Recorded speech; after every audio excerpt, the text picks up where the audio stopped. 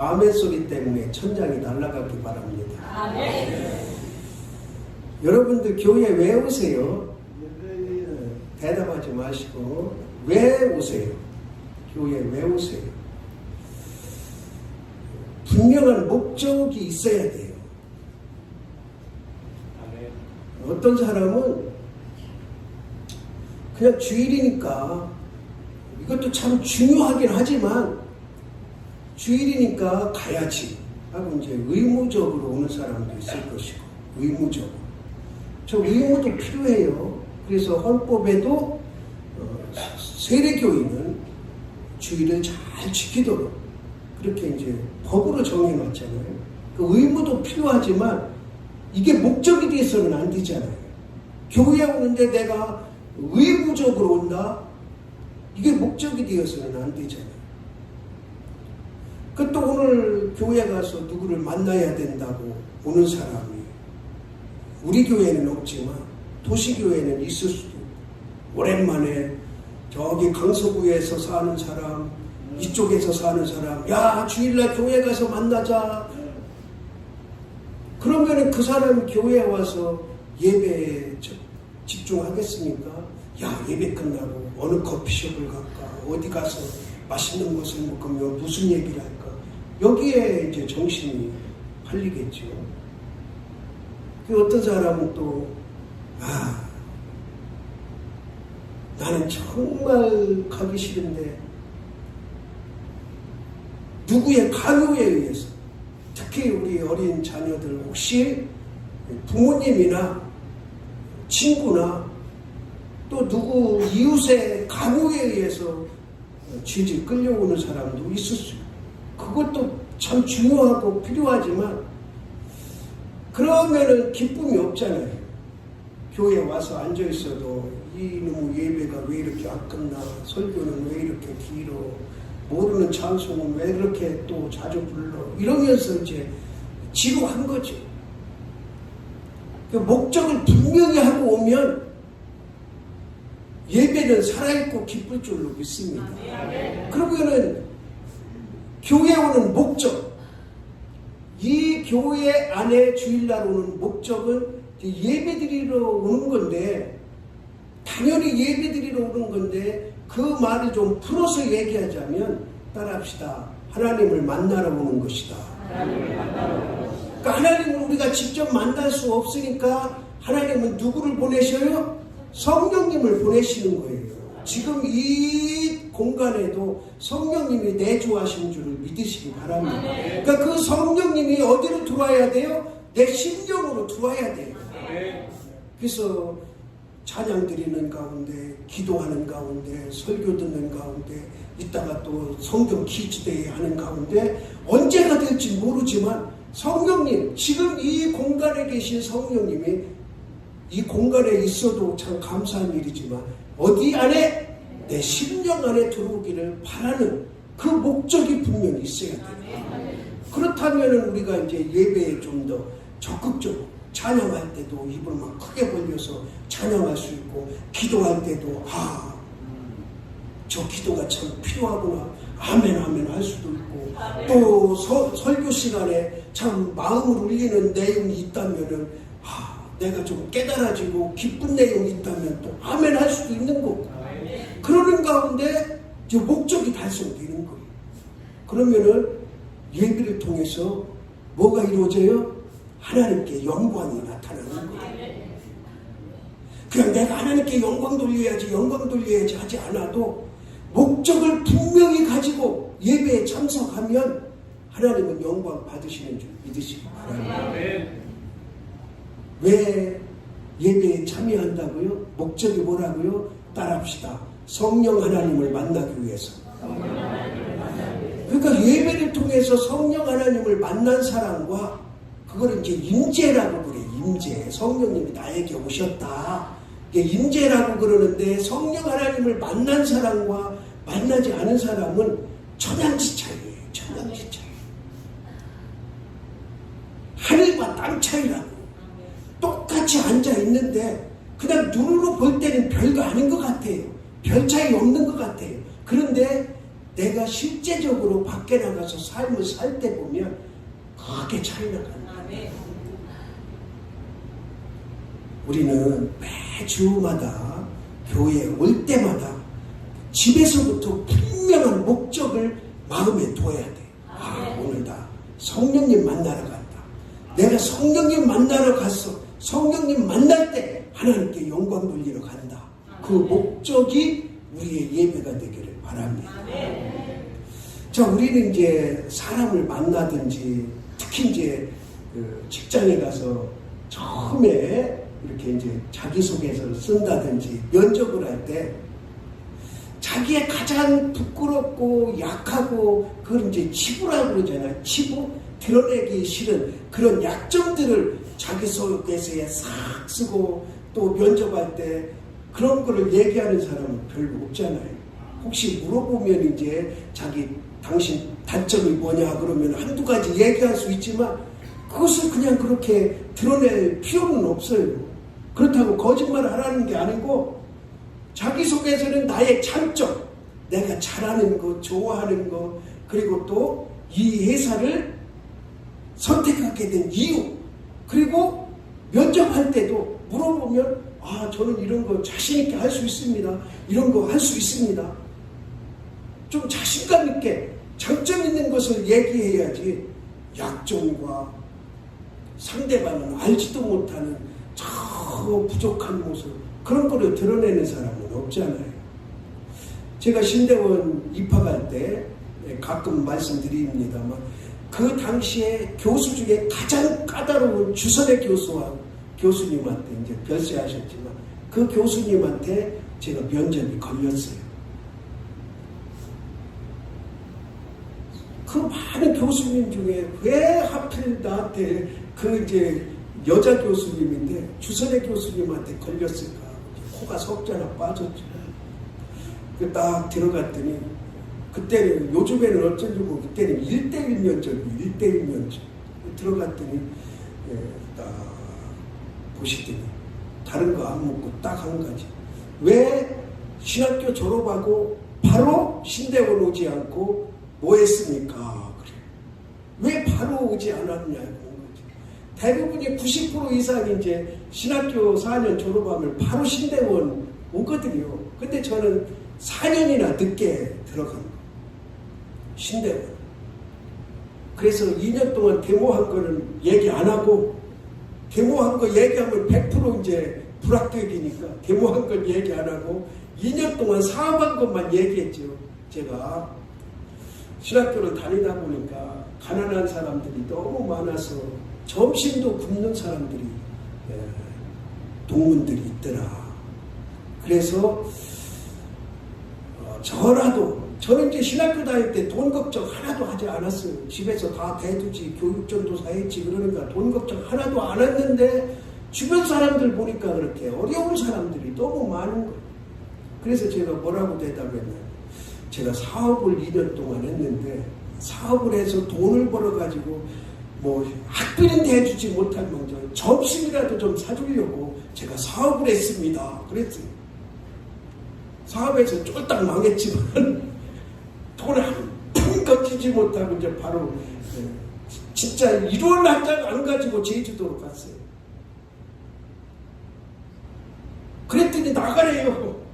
그만 딱 한마디 묻고 대답하고 나가래요. 그래서 참 나는 면접에서 떨어졌구나. 그랬더니 합격했더라고요. 저는 그걸 자랑하려고 한 것도 아니고 그렇다고 또 약점도 아니잖아요. 그냥 솔직하게 대답했는데 합격을 해서 지금 이 자리에 서 있거든요.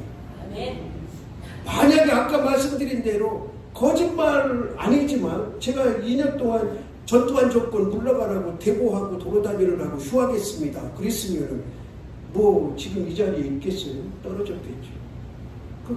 사람은 누구나 다 마찬가지로 자기 연약한 부분, 약점 이런 것은 좀 감춰야 될 때 감추고 또 드러낼 필요가 없잖아요. 굳이.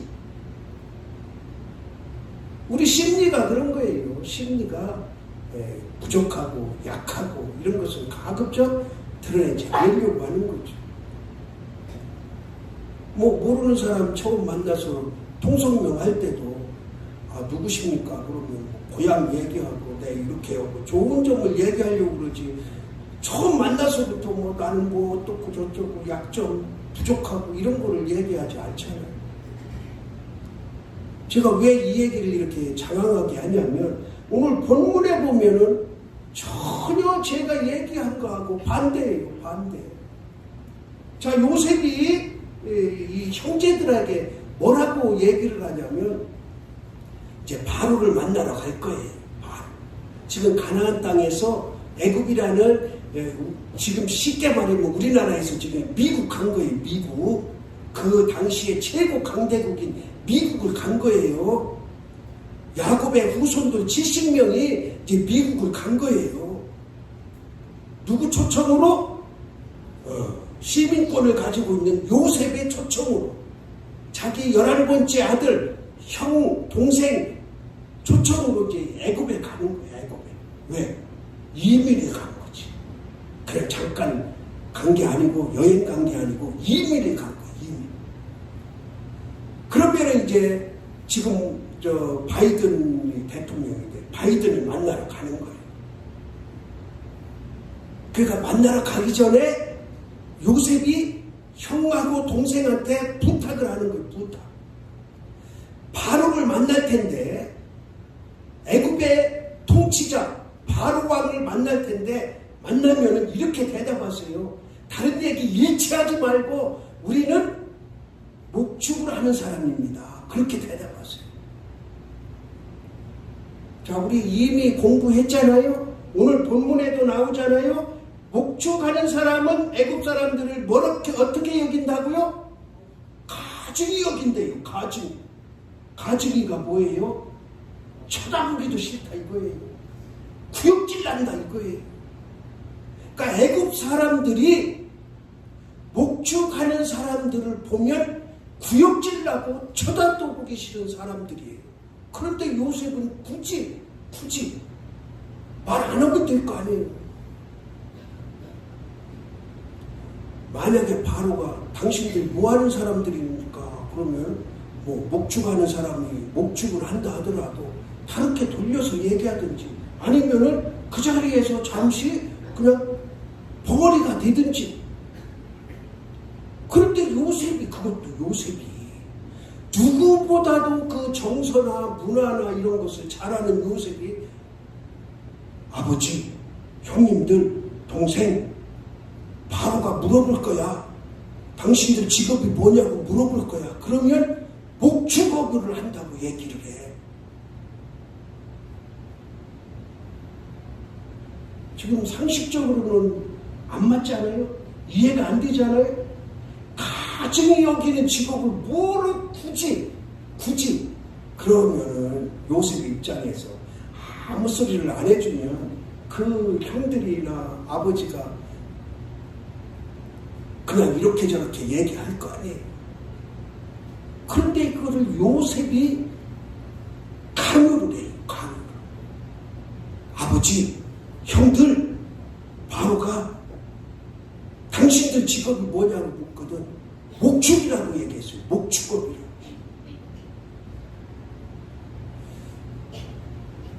여기에 아주 중요한 영적인 진리가 들어있습니다. 요셉은 누구의 예표라고 했어요? 예수님의 예표라고 했잖아요. 예수님을 구약시대에 드러내기 위한 인물이 요셉이에요. 요셉. 그런데 요셉이 강조를 하는 거예요. 강조. 목축업을 한다. 그 목적은 하나예요. 목축업을 하게 대답하게 하는 목적은 하나. 뭐냐? 고센 땅에 살려고. 그러면 그 땅이 욕심나서 그러냐? 그게 아니에요.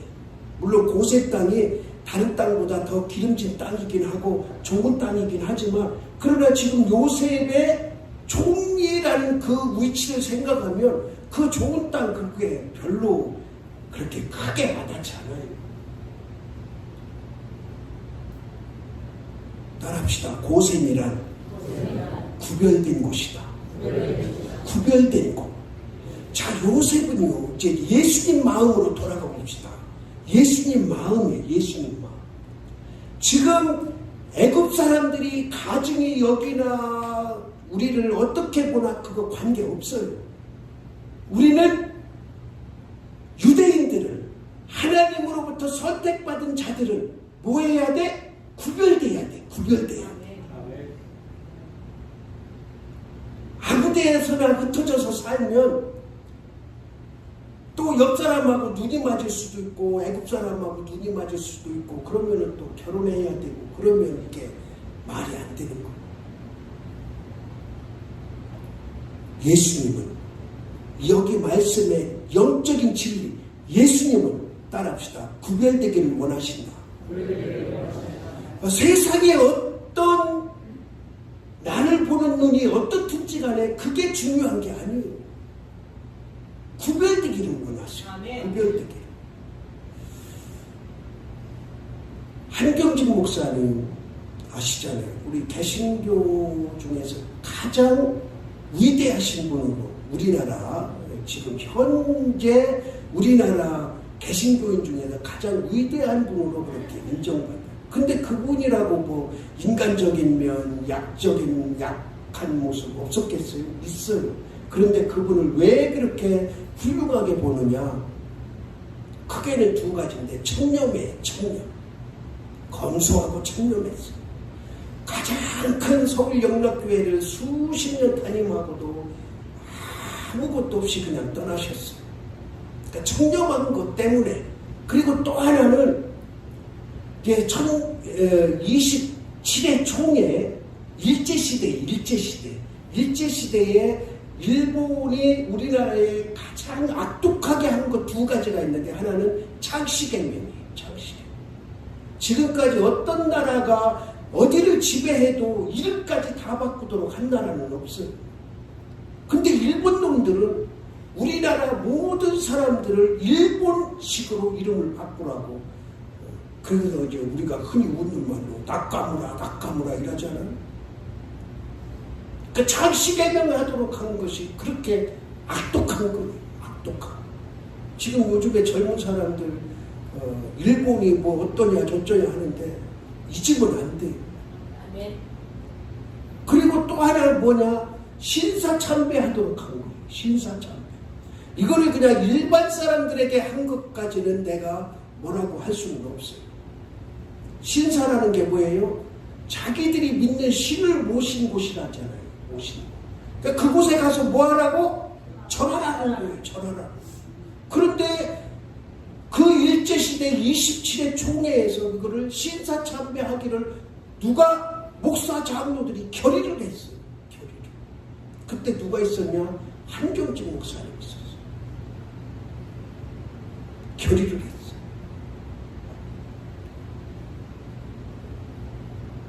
그리고 나서 그 당시에 신사참배를 극렬하게 반대한 분들이 70여 명 목사님, 대표적인 분이 주기철 목사님 아니에요? 70여 명 중에 50명 이상이 다 순교를 하셨어요. 감옥에서. 그렇게 순교하는 동안 신사참배 가결한 사람들은 잘 먹고 잘 살았죠. 그리고 나서 해방이 됐잖아요. 이제 39회 총회 12년 후에 신사참배를 가결하고 12년 후에 우리가 이거 잘못했다. 회개하자. 총회 석상에서. 그러니까 그거를 결의를 했어요. 결의를 했는데 실제적으로 회개 기도할 때는 다 빠져나갔어요. 그러니까 사회 보는 사람이 이게 안 되겠으니까 그럼 내일 새벽 기도 때 우리 같이 회개합시다. 그런데 새벽 기도 한 사람도 안 나와있어요. 거기에 누가 포함돼? 한경직 목사가 포함되는 거예요.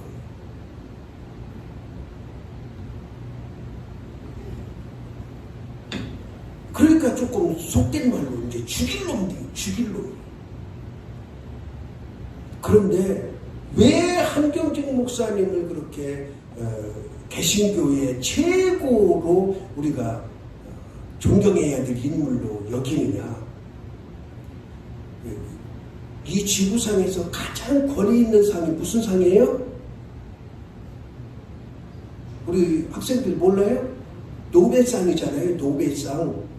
상이 수없이 많은데 가장 권위 있는 상이 노벨상이에요. 노벨이라는 사람이 몇 개 분야를 해서 그 해에 가장 뛰어난 업적을 한 사람한테 상을 주는데, 제가 예전에 알던 상금은 4억이었는데 지금은 모르겠어요. 얼마를 주는지. 그런데 이제 종교, 우리 개신교의 노벨상이라고 불리는 템플던 상이 있어요. 템플던 상. 그 해 가장 개신교 중에서 뛰어난 업적을 이룬 사람들에게 주는 상, 그거는 유일하게 한 사람만 받을 수 있는데 그게 템플던 상이에요. 한경직 목사님이 그 상을 받게 됐어요. 얼마나 자랑스럽고 영광스러운 자리입니까? 그런데 상을 딱 받으셨어요. 받고 눈물을 쭉 흘렸어요. 그리고 그 자리에서 저는 죽을 수밖에 없는 죄인입니다. 그 사람들이 깜짝 놀랐죠. 그렇게 훌륭한 상을 받으면서 눈물을 쫙 흘리면서 나는 죽을 수밖에 없는 죄인입니다. 그리고 나서 그 자리에서 신사참배를 제가 지금까지 회개를 못했어요. 물론 개인에게는 했죠. 개인에게는 얼마나 했겠어요. 근데 그 영광스러운 자리에서 회개를 했어요. 그 뒤로 한경직 목사님은 사람들이 존경하는 거예요. 그 전에는 한경직 목사님 뭐 어쩌고저쩌고 말들이 많았어요. 아무리 청렴하고 아무리 결백하고 아무리 목회를 잘해도 이런저런 말이 많았어요. 그런데 그때 회개를 딱 하고 나서는 아무도 그 누구도 한경직 목사를 비토하는 사람이 없어요. 왜? 우리는 구별돼야 됩니다. 지금 내 의심, 내 조금만 잘난 이 모습 드러내려고 거짓말하고 그러는 게 아니에요. 여러분, 한 가지 솔직하게 물어봅시다. 아무도 모르는, 나를 알지 못하는 누구와 만나서 어떤 얘기를 할 때 내 신분을 드러냅니까? 나는 장학교회 권사고, 나는 장학교회 집사고, 나는 장학교회 장로고, 나는 장학교회 목사고 드러냅니까? 뭐 일부러 드러낼 필요는 없어요. 그런데 내가 알잖아요. 내가. 나는 여기서 교회 다니는 거 숨겨야 되겠다. 나는 여기서 집사라는 거, 권사라는 거, 장로회라는 거 드러나지 않았으면 좋겠다. 숨겨야 되겠다. 자기가 알아요. 특히 시장 가서 시장 볼 때 콩나물 한 주먹 더 얻으려고 과일 그 많은 것 중에서 그냥 이 뒤적 저리 뒤적해서 그거 뭐 예를 들어서 사과가 요거만한 거 있고 요거만한 거 있다고 칩시다. 그러면은 이거 고른다고 해서 뭐 크게 부자 되는 거 아니잖아요. 크게 건강 주는 거 아니잖아요. 그냥 사과 한 입 덜 먹을 뿐이에요. 그런데 거기서 그냥 뒤적뒤적 주인이 아이고 그러지면 안 돼요. 그렇게 하거나. 제가 지난번에 여기 만수상이에요. 만수상에 가서 우리 집사람은 복숭아를 제일 좋아하는데 복숭아를 또 말랑말랑한 것만 좋아해. 근데 눈으로 봐가지고 이게 말랑거린지를 몰라. 그래서 내가 저 주인한테 나는 그런 상식이 없으니까 복숭아를 하고 이거 말랑거린 거 하고 딱 만졌더니 주인 아이고 목사님 그거 만지마. 그럼 이거 내가 사갈게. 그러고 볼 것도 없이 그거 사왔어요.